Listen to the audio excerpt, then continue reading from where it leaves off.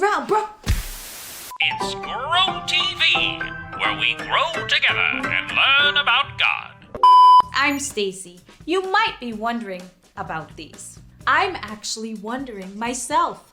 I know they're gloves, but what kind? I tried gardening in them, no good. I can't hold anything. I thought they might be baseball gloves, but I can't catch anything. I tried using them as oven mitts, and I cannot even tell you how many pans of cookies were ruined. I know what these are. These are boxing gloves. They're for punching. I had an uncle who was a boxer. He used to invite my mom to sit in his corner during boxing matches. I guess she had a knack for developing a winning game plan. She would watch the other boxer to see things that they were doing, see if they had tendencies. Like if the other boxer kept dipping their guard hand down before their chin when they threw a jab. Then bam! KO! That means knockout. Hey, Stacy. Whoa. I come in peace. Oh, I was just talking about my uncle who used to be a boxer. A boxer? Is that like a dog? No, not exactly. What I'm talking about, a boxer who boxes in boxing matches. Oh. But my uncle had one big problem. Not a problem, more like a quirk. This weird thing he did after every match. What was that? He always took it too personally. After every punch, he'd ask the other boxers forgiveness. Did they forgive him? Not usually.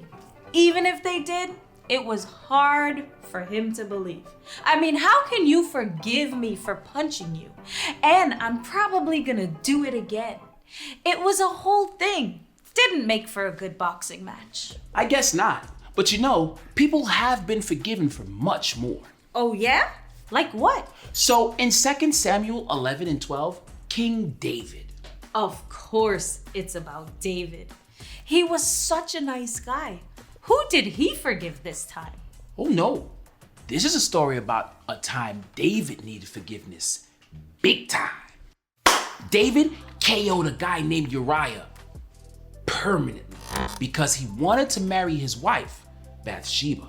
Whoa, that's worse than a punch in the face. Told you. So, because he was the king, he was in charge of Israel's army.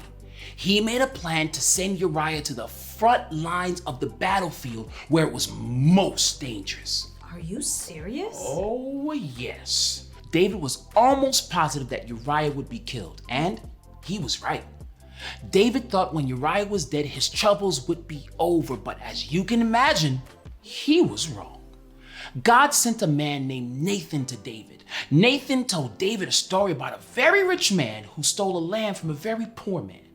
After the story, it says in 2 Samuel 12, verse 5 through 6, David burned with anger against the man and said to Nathan, "As surely as the Lord lives, that man who did this must die. He must pay for that lamb 4 times over because he did such a thing and had no pity." I could see where this is going. David is lowering his left hand and he's about to take a hook to the chin. I guess something like that. Nathan told David that he was that man. Then he explained that God knew exactly what David had done to Uriah. Bam! KO! That means knockout. I know. Because of what David had done, there were big time consequences for him and his family. But David felt awful and said in verse 12-13, "I have sinned against the Lord." But Nathan let David know that the Lord had taken away his sin.